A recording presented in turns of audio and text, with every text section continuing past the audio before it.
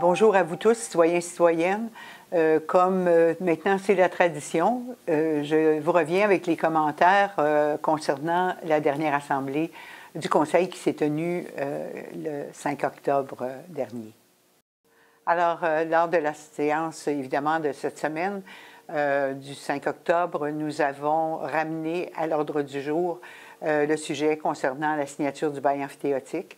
Donc, vous allez trouver dans les procès-verbaux de l'Assemblée du Conseil la résolution qui a été appuyée par l'ensemble des élus afin d'autoriser la signature du bail emphytéotique, et cela selon les conditions qui avaient été précédemment analysées. Donc, oui, autorisation de signature du bail immédiate. Le bail doit être signé par la greffière et par moi-même et par les représentants de la SAC. La résolution, elle traite principalement de la signature du bail emphytéotique, mais il y a également, et c'était la volonté des élus, un rappel à l'effet que l'architecture et l'aménagement du manège, entre autres, doit être retravaillé de façon à ce qu'il y ait une intégration très intéressante sur ce site-là. Alors, le travail continue en ce qui a trait à la revision de l'architecture et de l'implantation.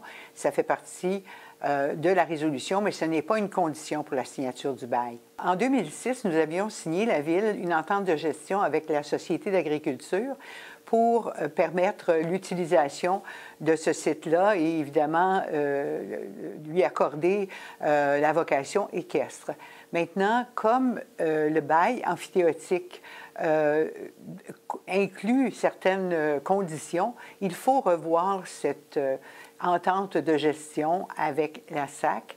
Donc, il y a une résolution à l'effet que la SAC accepte que cette entente-là soit réouverte. Et de notre côté à nous, il y aura de la part de la Ville un comité qui va s'asseoir avec les représentants de la SAC. Ce comité-là est composé du directeur général, M. Jean Langevin, et de deux élus, M. Réal Brunel et M. Louis Villeneuve.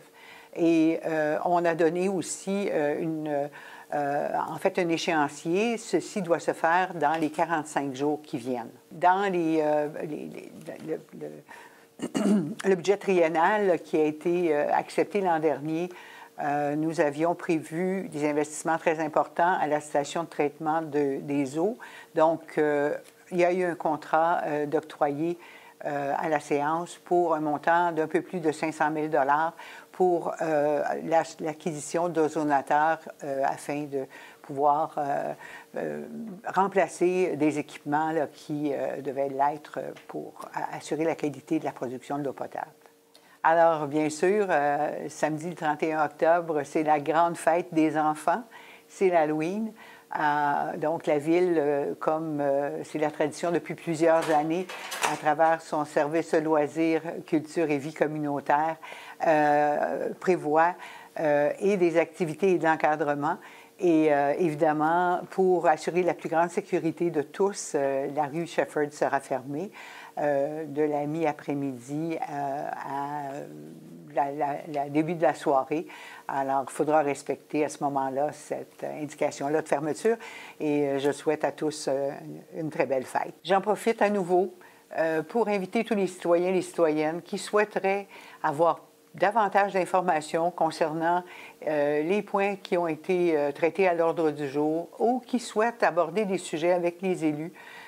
Vous savez, nous sommes toujours disponibles. Vous pouvez nous rejoindre ici à l'Hôtel de Ville, par courriel, par courrier, et également à l'occasion des matinées branchées.